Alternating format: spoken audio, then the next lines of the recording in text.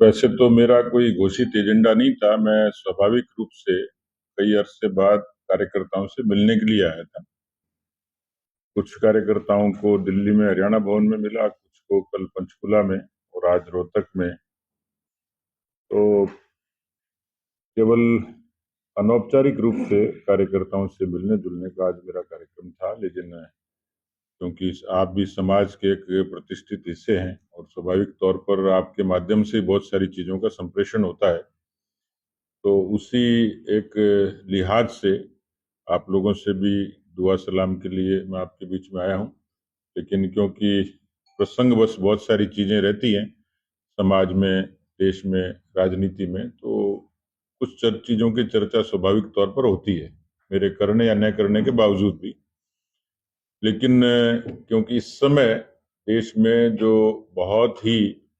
चर्चित और देश के बीच में जो मुद्दों की सबसे ज्यादा चर्चा होती है खासतौर पर, और पार्टी ने भी और पार्टी के इतर भी पूरे देश में मैं देखता हूं कि कश्मीर से कन्याकुमारी तक, कच्छ से कामरूप तक हर जगह तिरंगे तिरंगे दिखते हैं। इस तिरंगा यात्रा को लोगों ने इसके बारे में जो भी कहा, लेकिन मैं ये महसूस करता हूं कि देश पर जब कोई चुनौती आती है तो भारत की एक बड़ी खूबी है कि जाति, पंथ और मजहब से और राजनीतिक सियासत से उठकर लोग सब एक इकट्ठे होते हैं और उसका संदेश पूरी दुनिया में जाता है। मैं उस तिरंगे के प्रसंग में जब आता हूं तो मैं भारत की सेना के स्वाभिमान को अभिनंदन करने के लिए आतुर होता हूं, क्योंकि दुनिया में भारत की जो साख है वो दो कारणों से है। एक कारण है भारत का लोकतंत्र और दूसरा कारक है भारत की सेना। और अदम्य साहस का परिचय देते हुए एक बार फिर से जो भारत की और दुनिया की बड़ी चुनौती आतंकवाद की है। यूं तो आधुनिक युद्ध इतिहास में बहुत सारी चीजों की चर्चा होती है, कारगिल की चर्चा अक्सर होती है, अलग अलग ऑपरेशंस की चर्चा होती है, लेकिन ये बात सत्य है कि अलग अलग फेजेज में बरसों बरस तक देश के विभाजन से लेकर आपातकाल से लेकर और अलग अलग हिस्सों में नक्सलवाद से लेकर आतंकवाद की घटनाओं से लेकर हिंदुस्तान की आंतरिक रक्षा को, सुरक्षा को चुनौती हमेशा रही है। सीमाओं पर भी तनाव हमेशा रहा है। लेकिन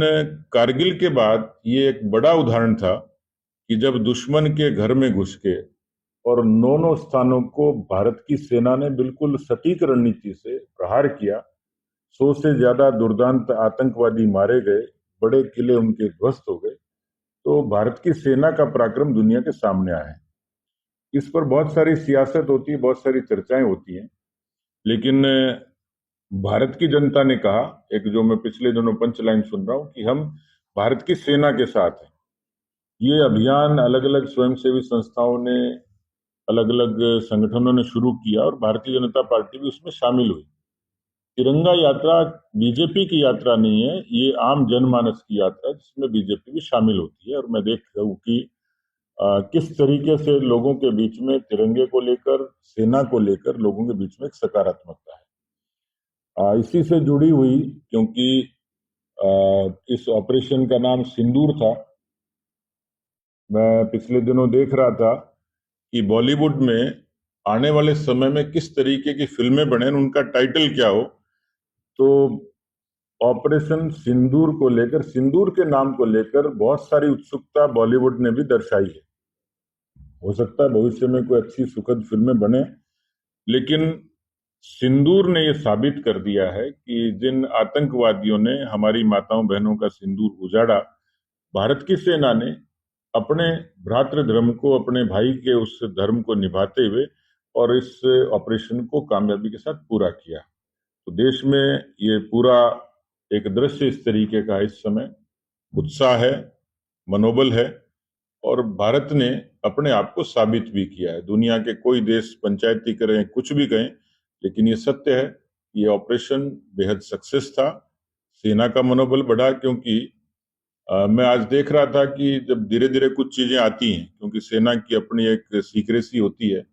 बहुत तुरंत तुरंत, जैसे हम लोग, आपके यहाँ भी ब्रेकिंग चलती है, सारी चीजें आती हैं, लेकिन भारत की लाइट फील्ड मशीन गन ने और किस तरीके से ड्रोन ध्वस्त किए,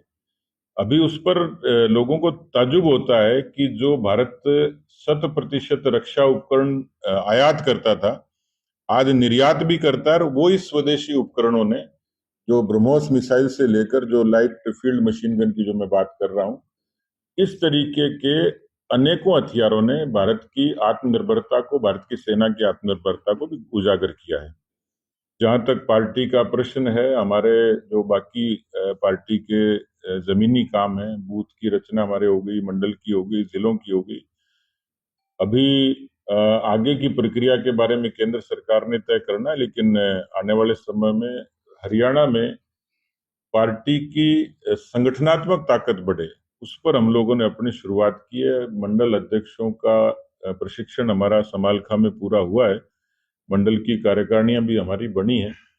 और आने वाले समय में और भी राजनीतिक तौर पर, संगठनात्मक तौर पर हमारी गतिविधियां जारी रहेंगी। तो आज मुझे सिर्फ दो पक्षों पर ही बात करनी थी कि देश का माहौल और पार्टी की जो संगठनात्मक ताकत और तैयारी है, उस पर मुझे बात करनी थी। तो जैसे ही केंद्र का निर्देश मिलता है, पार्टी की जो जिला इकाइयां हैं उनका विधिवत रूप से गठन, अभी मंडलों की कार्यकारिणी की प्रक्रिया चल रही है, उसके बाद मोर्चे और प्रकोष्ठ। तो मैं चाह रहा हूं कि हरियाणा उत्तर भारत नहीं, पूरे भारतवर्ष के नक्शे पर, जिस तरीके से हम गुजरात का, मध्य प्रदेश का, राजस्थान का उदाहरण देते हैं, तो हरियाणा की जो राजनीतिक जमीन है, भारतीय जनता पार्टी के वैचारिक तौर पर एक पुख्ता जमीन हरियाणा में बने, उसके लिए सब कार्यकर्ता, नेता भी उसके बारे में प्रयासरत हैं। और मुझे पूरा भरोसा है कि हरियाणा भी उसी तरीके की फर्टाइल लैंड के रूप में, बीजेपी के विचार के रूप में विकसित होगा।